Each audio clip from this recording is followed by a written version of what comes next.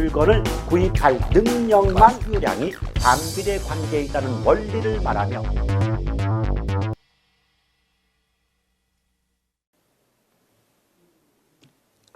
자, 이번 시간에는요. 부동산의 분류 파트에 대한 수업을 진행해 보도록 하겠습니다. 일단 다들 아시겠지만 부동산은 크게 토지와 건물로 구분해 볼 수가 있지요. 따라서 토지의 분류와 건물의 분류라고 제목을 나누어서 학습해 볼 필요가 있는데요. 결론적으로 말씀드리면 토지의 분류 위주로 수업을 진행할 필요가 있습니다. 왜냐하면 실제로 출제가 되는 문제는 토지 분류를 위주로 출제가 되고 있기 때문이죠. 내 토지의 분류는 크게 법에 의한 구분과 부동산 활동에 따른 구분 두 가지로 나누어 볼 수가 있습니다.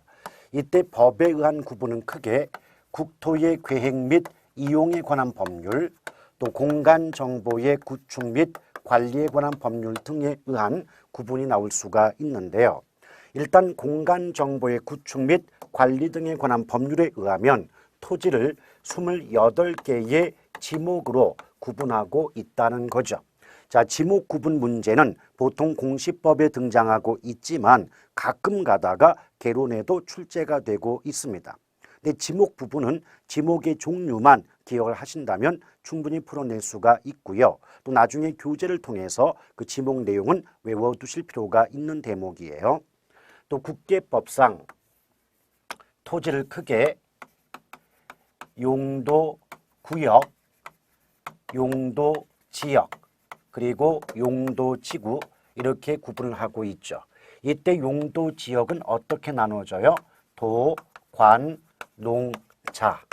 자, 그래서 도시지역, 관리지역, 농림지역, 자연환경, 보존지역으로 구분이 될 수가 있겠고 도시지역은 또다시 주상공록, 주거, 상업, 공업, 농업지역으로 구분해 볼 수가 있다는 겁니다. 이렇게 용도지역과 용도지구의 구분 역시도 제2차 과목인 공법의 내용을 학습하시게 되면 충분히 풀어낼 수 있을 만큼의 가장 기초적인 수준의 문제가 출제가 되고 있다라고 보시면 되겠어요. 우리 학계로는 법 과목이 아니다 보니까 부동산 활동에 따른 구분 위주로 출제가 된다라고 볼 수가 있겠습니다. 일단 부동산 활동에 따라서 토지를 부지, 택지, 대지로 구분해 볼 수가 있는데요. 이때 부지라고 하는 것은요. 건축할 수 있는 땅과 건축할 수 없는 땅을 모두 포괄하는 넓은 개념의 토지를 말한다라고 볼 수도 있고요. 또 두 번째는 일정한 용도로 제공되고 있는 바닥 토지를 부지라고 하는 경우도 있습니다. 그래서 두 가지 모두가 이미 출제가 되어 왔기 때문에 일단 문장 속에 바닥 토지란 말이 붙으면 부지를 답으로 하시면 되겠고 또 건축 용지와 비건축 용지를 모두 포함한다 이렇게 말이 나와도 부지를 정답으로 삼으실 필요가 있을 거고요. 또한 이 부지 중에서 건축할 수 있는 땅만 택지라고 말합니다. 따라서 택지를 보다 예쁘게 포장을 하게 되면 건축의 용도로 제공되고 있거나 또 건축의 용도로 제공이 가능한 토지를 택지다라고 볼 수가 있겠고요.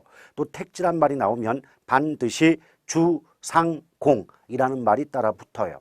그러므로 택지에는 주거용지, 상업용지, 공업용지가 모두 포함이 된다라고 보시면 되겠습니다. 근데 대지라고 하는 것은 구분이 필요한데요. 자, 공간 정보의 구축 및 관리 등에 관한 법률상 지목이 대인 토지의 경우도 대지란 말을 붙이게 되고요. 또 공법상 건축법이 있죠. 이 건축법상에도 대지란 말이 나오게 되거든요. 근데 지목이 대인 토지의 경우는 주거용지와 상업용지는 지목이 대가 되겠지만 공업용지는 공장용지라는 지목이 따로 있다는 거죠. 따라서 공간정보의 구축 및 관리 등에 관한 법률상 이렇게 전제가 되면 그때 대에는 택지 중에서 주거용지와 상업용지는 포함되지만 공업용지는 지목상 대에 포함이 안 된다는 거죠. 이에 비해서 건축법상 대지는 주거, 상업 용지는 물론이고 공업 용지까지 모두 포함이 되는 개념이에요. 그러므로 건축법상 대지는 택지와 유사한 개념이다. 이런 말이 나올 수가 있겠습니다. 따라서 대지란 말이 나올 때는 그 전제 조건이 건축법상 대지냐 아니면 지목이 되냐 이에 따라서 공업 용지가 포함될 수도 있고 포함이 안 될 수도 있다는 차이점 구분해서 기억하실 필요가 있습니다. 또한 대지와 맹지라는 것이 있죠. 자, 대지 맹지할 때 대는요, 한자로 자루 대자를 쓰게 됩니다. 그러므로 대지를 있는 그대로 해석하면 자루 모양의 땅이다 라고 볼 수가 있는데요. 자, 자루라고 하는 건 어떤 물건을 담아서 보다 먼 곳까지 이동하는 데 사용하는 도구입니다. 그런데 그 이동 과정에서 자루의 입구가 넓으면 내용물이 튀어나오겠죠. 따라서 자루의 입구는 좁을 수밖에 없지 않겠습니까? 이런 관점에서 대지는 자루 모양의 토지로서 입구가 좁은 땅이다 라고 보시면 되겠어요. 근데 보통 문장은 보다 이쁘게 등장하니까요. 대지란 좁은 통로에 의하여 공도, 여러 사람이 다니는 길과 연결된 면을 갖는 땅이다. 보통 이렇게 등장하고 있다는 거죠. 통로가 좁다는 말 자체가 입구가 좁다는 의미가 되지 않겠습니까? 이런 토지를 대지라고 하는데 그런 좁은 입구는 특정한 용도로 이용하기가 어렵기 때문에 이름하여 최유효 이용이 저해된다라고 말해요. 따라서 대지 감가가 발생합니다. 근데 대지는 비록 가치는 깎일지언정 건축법상 규제를 받지는 않습니다. 자, 건축법상 규제를 받지 않는다는 말은 건축 허가를 받을 수 있고 그 결과 건물을 지을 수 있는 토지가 바로 대지다라고 보시면 되죠. 이에 비해서 맹지라고 하는 건 사방이 다른 땅으로 에워싸여 있기 때문에 그 토지의 어떤 면도 길과 도로와 접속된 면이 없는 토지를 맹지다 이렇게 보고 있는 거죠. 따라서 맹지는 당연히 가치가 깎이면서 더불어 건축 허가를 받을 수 없기 때문에 건물을 지을 수 없는 토지다라고 이해하시면 되겠습니다. 자, 또한 나지와 건부지라고 구분해 볼 수가 있는데 자, 나지와 건부지는 나와 건이 포인트가 돼요. 이때 나지라고 하는 것은 쉽게 말씀드리면 A라는 토지 위에 건물이 없는 땅, 즉 토지만 있는 경우가 나지에 해당이 될 것이고요. 건부지라고 하는 건 건이라는 말 자체가 건물의 의미가 돼요. 그러므로 A라는 토지 위에 B라는 건물이 세워져 있는 땅을 우린 건부지다라고 볼 수가 있겠습니다. 그래서 개념 자체는 건물이 없는 땅은 나지고 건물이 있는 땅이 건부지다라고 구분하시면 되는데 실제 문장에는 좀 어렵게 좀 예쁘게 포장이 되니까요. 보통 이렇게 등장을 합니다. 나지란 지상, 땅 위죠. 지상에 건축물 등이 없는 토지로서 지상권 등 토지의 사용 수익을 제한하는 사법상 권리가 설정되어 있지 아니한 토지를 말한다. 보통 이렇게 등장하고 있다는 거예요. 자, 어쨌든 나지는 건물이 없는 땅, 건부지는 건물이 있는 땅이에요. 그럼 생각을 해보시면 건물이 없는 땅이 건물이 있는 땅보다는 토지 거래 자체는 보다 쉽다고 볼 수가 있지 않습니까? 이럴 때 나지는 토지 거래가 용이하다, 쉽다 이렇게 말하지 않고 나지는 건부지에 비해서 시장성이 높다, 즉 거래 가능성이 높다 이렇게 말을 표현하고 있다는 거죠. 또한 더불어 자, 나지보다는 나지와 건부지를 비교해 보았을 때 땅이 그 건물이 있는 땅보다는 건물이 없는 땅의 경우가 보다 다양한 용도로 이용이 가능할 수 있다는 거예요. 왜? 땅만 있는 경우에는 집을 짓고 싶으면 집을 짓고 또 상가를 짓고 싶으면 상가를 짓게 되면 되겠죠. 따라서 여러 가지 다양한 용도로 이용이 가능하다는 측면에서 나지는 건부지에 비하여 용도의 다양성 측면에서 우월하다 이렇게 볼 수가 있을 거예요. 그렇다면 건물이 없는 땅인 나지는 건물이 있는 땅인 건부지에 비해서 시장에서 거래 가능성이 높으며 보다 다양한 용도로 이용이 가능하니까 일반적으로 나지의 가치는 건부지의 가치보다 높게 평가되는 경향이 있더라는 거예요. 근데 이 부분을 입장을 바꿔서 본다면 건부지 입장에선 나지 가치보다 일반적으로 깎인다라고 말할 수 있지 않겠습니까? 따라서 건부지 입장에서 본다면 일반적으로 건물이 있음으로 인하여 토지 가치가 깎이는 건부 감가가 발생한다고 말해도 같은 의미를 담고 있다는 거죠. 근데 우리가 이미 알고 있는 것처럼 일반적으로 어떠하다 이런 말이 나올 때는 반드시 그러하지는 않다. 그와 반대의 경우가 있을 수 있다는 의미가 되지 않겠습니까? 따라서 예외적으로 오히려 나지의 가치보다 건부지의 가치가 높게 평가되는 경우도 있다는 거죠. 이런 경우를 건부감가의 반대말로 건부증가다라고 표현해 볼 수가 있겠습니다. 그럼 어떤 경우에 건부증가가 발생하게 되느냐? 첫 번째, 개발 제한 구역 내 건부지입니다. 이미 상식적으로 알고 있는 것처럼 개발 제한 구역 내에서는 건물을 새로 지을 수 없습니다. 따라서 개발 제한 구역 내 나지는 처음부터 건물조차 세울 수 없는 땅이 돼 버린 거죠. 이에 비해서 개발 제한 구역 내 건부지는 건물이라도 세워져 있는 땅이 됐거든요. 그럼 생각을 해보시죠. 건물조차 세울 수 없는 땅보다는 건물이라도 세워져 있는 땅의 가치가 보다 높게 평가될 수밖에 없지 않겠습니까? 또 두 번째는요. 토지 보상 구역 내 건부지입니다. 우리가 토지를 수용당하면 보상을 받죠.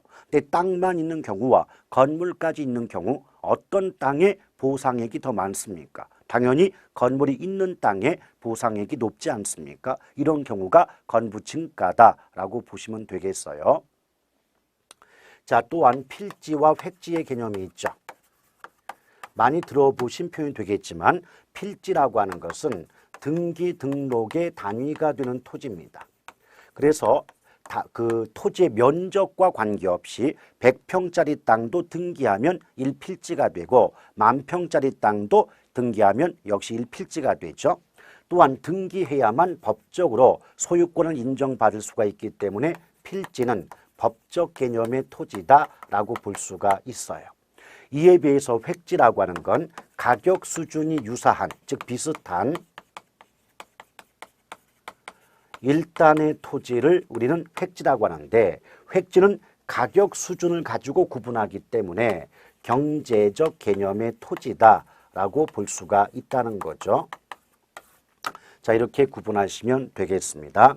자, 이것 이외에 법지와 빈지라는 것이 있어요. 법지와 빈지. 근데 법지는 이 법이 포인트고요. 일단 법지와 빈지는 그 내용이 정반대라는 점을 기억할 필요가 있는데요. 일단 법자가 들어갔기 때문에 법지는 법적으로 소유할 수는 있지만 실질적인 이익은 없거나 적은 토지를 말하고요. 빈지란 법적으로 소유할 수는 없지만 실질적 이익은 있는 땅을 빈지다라고 볼 수가 있겠습니다. 근데 법지의 경우는 어떤 경우냐면 자, 이렇게 윗집과 아랫집이 있다고 할 때 그 윗집과 아랫집 사이에 경사진 부분의 땅을 우린 법지라고 해요. 근데 이 부분은 토지를 측량하면 그 결과 윗집의 소유에 속한다라고 인정을 받지만 경사진 부분을 특정한 용도로 이용하기가 어렵기 때문에 실질적인 이익은 없다. 이렇게 볼 수가 있겠습니다. 아시겠죠? 자, 이것 이외에 우린 후보지와 이행지의 개념을 파악할 필요가 있습니다. 자, 후보지와 이행지를 묶으면 우리는 전환지다라고 볼 수가 있는데요. 전환지라고 하는 건 토지의 용도가 바뀌고 있는 땅을 의미한다라고 볼 수가 있겠어요. 근데 후보지 이행지의 차이점 뭐냐면 토지를 용도 지역을 구분할 때 토지의 용도 지역은 크게 택, 농, 임으로 구분해 볼 수가 있어요. 즉 택지 지역, 농지 지역, 임지 지역으로 나누어 볼 수가 있고요. 임지 지역이 농지, 농지 지역이 택지 이렇게 용도가 바뀌고 있는 땅을 후보지라고 말해요. 다시 말씀드린다면 용도지역 간의 용도가 전환 중인 땅을 후보지다라고 보죠. 예컨대 택지 후보지다. 이 말은 택지가 아닌 지역이 택지 지역으로 그 용도가 전환 중에 있음을 의미하는 표현입니다. 또 택지 지역은 또다시 주상공, 주거지역, 상업지역, 공업지역으로 구분이 되고 또 농지지역은 전답과 전지, 답지, 과수원으로 구분해 볼 수가 있죠. 이렇게 같은 용도지역 내에서 공업지역이 상업지역, 상업지역이 주거지역 이렇게 용도가 바뀌는 경우를 이행지다라고 말해요. 따라서 후보지와 이행지의 차이점은 용도지역 간의 용도가 바뀌고 있는 경우는 후보지라고 말하고 같은 용도지역 내에서 용도가 바뀌는 경우는 이행지다라고 볼 수가 있죠. 단적인 예로 주거 이행지라고 하면 상업지역이나 공업지역이 주거지역으로 그 용도가 전환 중에 있음을 의미한다라고 볼 수가 있겠습니다.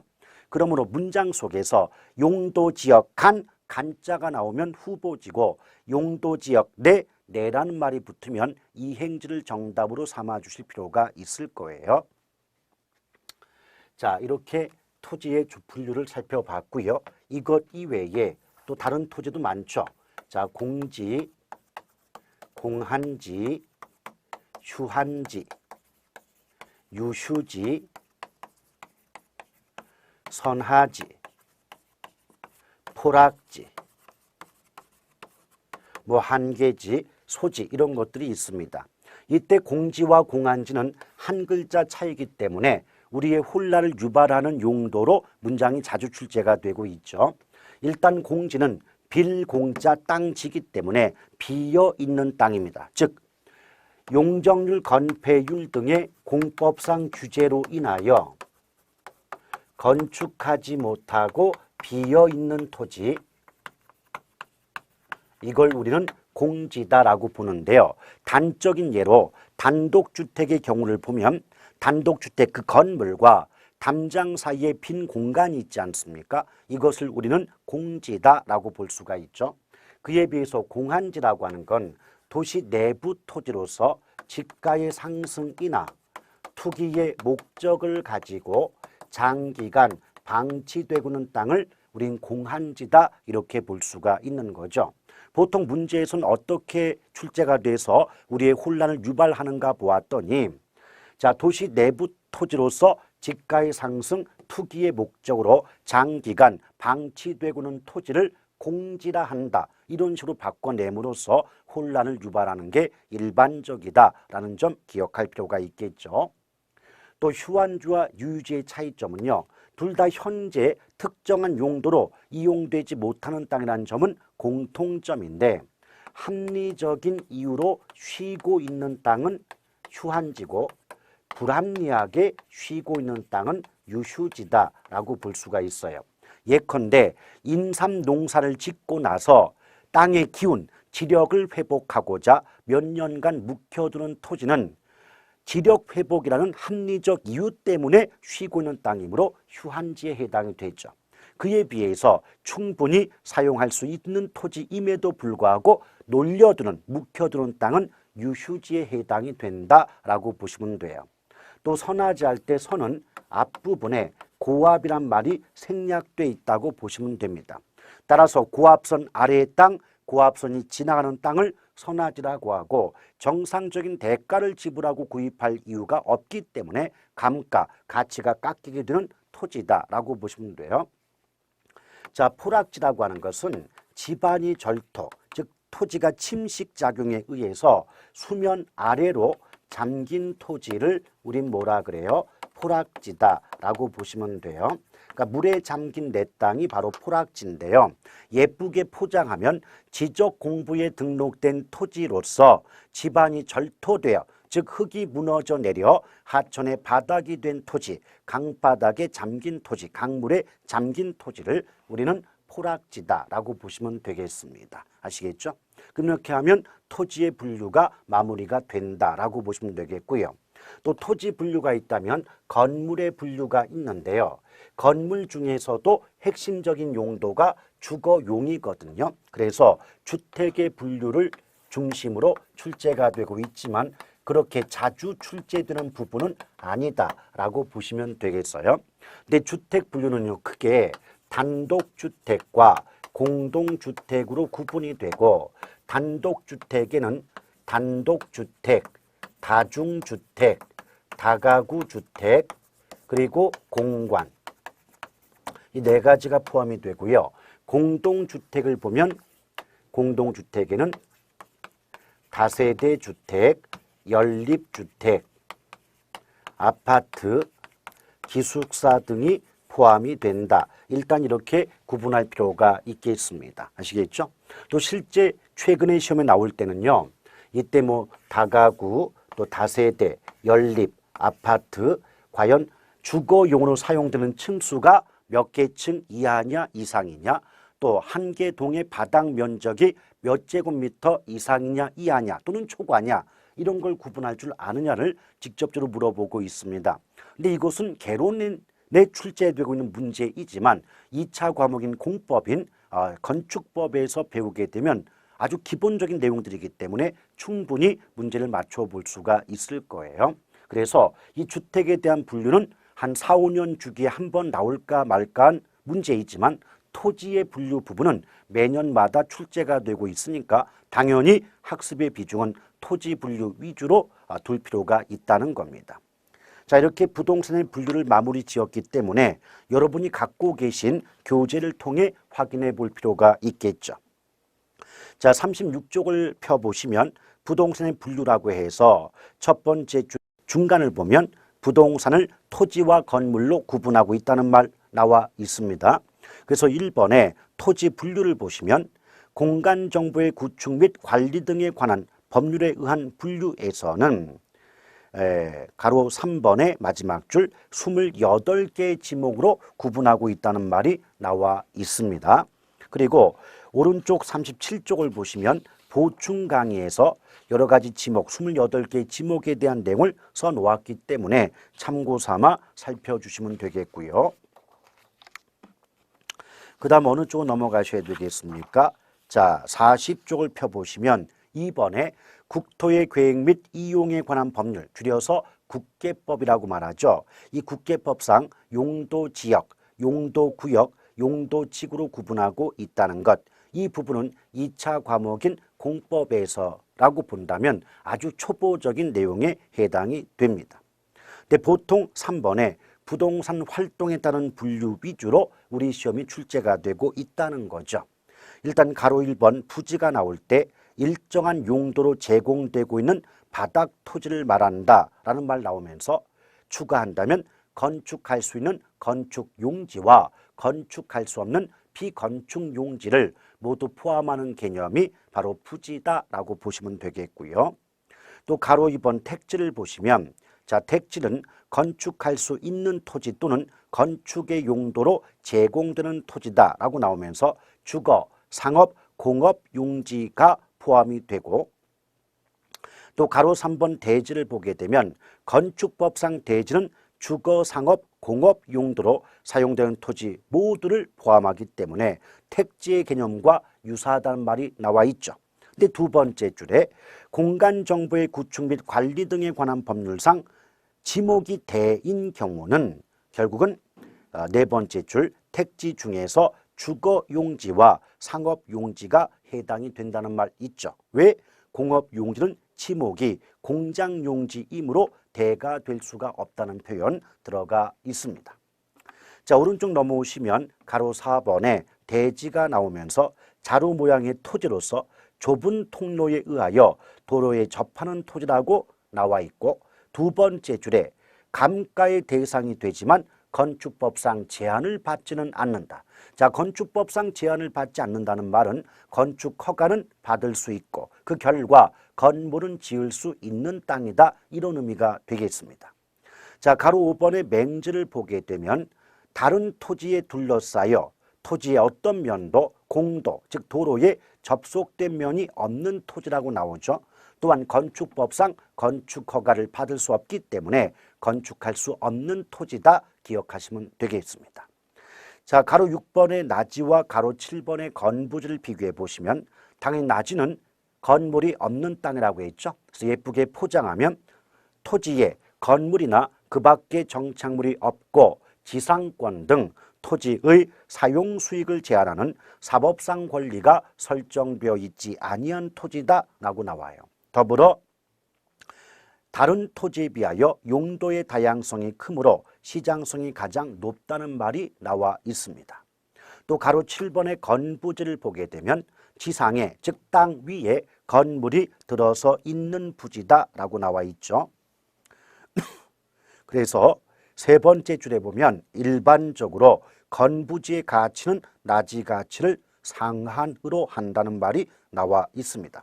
즉 대부분의 경우는 건부지 가치보다 나지 가치가 높게 평가된다는 의미가 되겠죠. 자, 그럴 때 그 보충 강의죠. 보충 강의를 보게 되면 두 번째 줄의 중간을 봤을 때 개발 제한 구역 내 건부지 공법상 규제가 강화되는 경우 등은 건부 가치가 나지 가치보다 높게 평가되는 건부 증가가 발생한다는 말이 나와 있습니다. 또 뒷장을 넘겨보시면 가로 8번의 필지, 가로 9번의 획지가 나오죠. 근데 가로 8번의 필지를 보니까 자, 첫 번째 줄의 오른쪽 하나의 지번이 붙는 토지의 등록 단위다라고 나오고 맨 오른쪽에 법률적 개념의 토지란 말이 붙어 있습니다. 또 가로 9번의 획지를 보게 되니까 첫 번째 줄의 맨 오른쪽 가격 수준이 비슷한 일단의 토지로서 경제적 개념의 토지라는 말 나와 있지 않습니까? 기억해 두실 것. 또 가로 10번의 후보지, 가로 11번의 이행지를 비교해 보면 후보지는 임지, 농지, 택지지역 상호간, 즉 용도지역 간에 다른 지역으로 용도가 바뀌는 토지를 후보지라고 말하죠. 그에 비해서 이행지는 동일한 용도지역 내에서 그 용도 변경이 진행되고 있는 토지를 말한다라고 등장하고 있어요. 또 가로 12번의 법지, 가로 13번의 빈지를 비교해 보면 자, 법지는 자, 첫 번째 줄 인접지 또는 도로면과의 경사진 토지다라고 나오고 법적으로는 소유권을 인정받으나 활용 실익은 없거나 적다는 말 들어가 있지 않습니까? 또 가로 13번의 빈지를 보면 지금 두 번째 줄에 법적으로는 소유권을 인정받지 못하지만 활용 실익은 있는 땅이라고 나와 있습니다. 자, 가로 14번의 포락지를 보면 결국 집안이 홍수 등으로 절토되어 하천의 바닥이 된 토지다. 즉 흙이 무너져 내려서 강바닥이 된 땅을 포락지라고 볼 수가 있겠고요. 저 오른쪽 넘어오시면 15번의 공지, 16번의 공한지를 비교해 볼까요? 자, 공지라고 할 때는 결국 필지 중 건축물을 제외하고 남은 부분의 토지다. 즉 건축물을 제외하고 남은 부분이니까 건물을 짓지 못하고 비어있는 토지를 우린 공지다라고 볼 수가 있는 거고요. 그 다음 16번의 공한지를 보면 자, 집가의 상승, 투기 등의 목적으로 장기간 방치하고 있는 토지를 공한지라 한다라고 들어가 있지 않습니까? 또 유휴지와 휴한지를 비교해 보면 자, 정당한 이유 없이 방치되고 있는 토지, 즉 불합리하게 쉬고 있는 땅을 유휴지라고 말하죠. 이에 비해서 휴한지는 아까 말씀드렸지만 인삼 농사를 짓고 난 후에 지력 회복 등의 합리적 이유로 쉬고 있는 땅을 우린 휴한지다라고 볼 수가 있겠습니다. 자, 소지라고 하는 것은 어떤 개발되기 이전 자연 상태 그대로의 땅을 우린 소지다라고 볼 수가 있는 거고요. 여긴 나와 있지 않지만 우리 칠판에 써놨듯이 선화지의 경우는 고압선이 지나가는 땅이다라고 보시면 되겠습니다. 또 그 아래 2번 주택의 분류를 보시면 크게 제목을 먼저 확인해 볼까요? 1번에 단독주택이 나오고 그 뒷장 2번에 공동주택이 나와 있습니다. 또한 단독주택 속에는 단독주택, 다중, 다가구, 공관 네 가지가 포함이 되고요. 뒷장의 공동주택에는 아파트, 연립, 다세대, 기숙사 4가지가 포함이 된다는 거죠. 그런데 이때 이런 단독주택과 공동주택의 여러 가지 내용의 차이점을 표로 만든 게 바로 44쪽 아래의 핵심 정리 부분이 되는 거죠. 그래서 단독주택 중에서 다중주택과 다가구주택을 비교해 보면 3계층 이하 주거용으로 사용되는 층수가 3계층 이하라는 점은 동일하지만 그 한 개 동당 바닥 면적의 합, 즉 연면적이 다중주택은 330제곱미터 이하인 반면 다가구주택은 660제곱미터 이하, 이 차이점이 있어요. 또한 다세대와 연립을 비교해 보면 둘 다 4계층 이하라는 점은 동일하지만 다세대는 연면적이 660제곱미터 이하인 반면 연립은 연면적이 660제곱미터를 초과한다는 차이점을 보이고 있죠. 더불어 연립주택과 아파트의 차이점은요. 연립주택은 주거 용도로 사용되는 층수가 4계층 이하인 반면 아파트는 주거 용도로 사용되는 층수가 5계층 이상인 경우를 의미한다라고 볼 수가 있겠습니다. 자, 이렇게 해서 토지의 분류, 주택의 분류 묶어서 부동산의 분류 부분에 대한 설명을 마쳤고요. 다음 시간에는 부동산 특성에 대한 설명으로 이어가도록 하겠습니다.